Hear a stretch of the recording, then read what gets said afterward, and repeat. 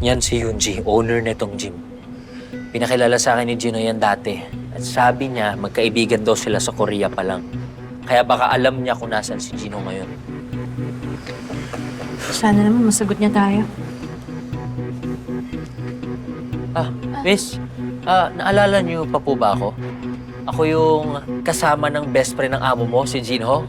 Nag-training kami dun sa Luman yung branch. Naalala niyo po ba? Yes sir. Magte-train kayo uli. Pero si Sir Jinho po, matagal nang di bumabalik dito. Eh, yung kaibigan po niya, yung may-ari nito. Si Yunji. Si Sir Yinji po. Nasaan po siya? Saan mo following me, Sen? Wait! Takatawasan mo kami? Ha? Please help me! Sir, kalma lang po. Pwede naman natin pag-usapan to eh. Men, huwag ka makisaw-saw dito. Malaki yung utang sa amin na to.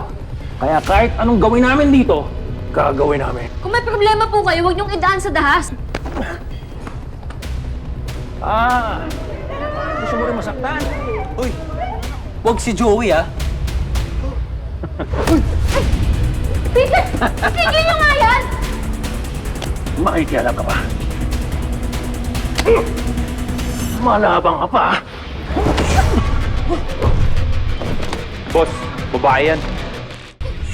Tulugin mo na yung dali! Di pwede. Boxer ako.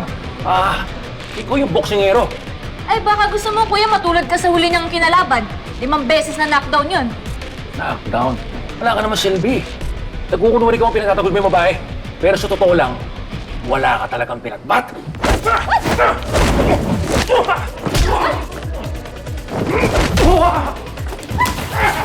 Akala ka ba hindi pwede?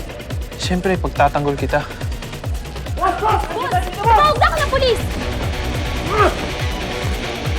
Yan! Alis na kayo dito kung di man no! Huwag na kayo babalik! Wala pala kayo kay Eman eh! Hindi pa tayo tapos! Magbabayad ka ng utang mo sa akin. Babalikan kita. Malis na kayo! Joey, okay ka lang? Okay lang ako. Okay ka lang? Okay lang din ako. Thank you guys. Ang babait niyo. Okay. You actually look familiar.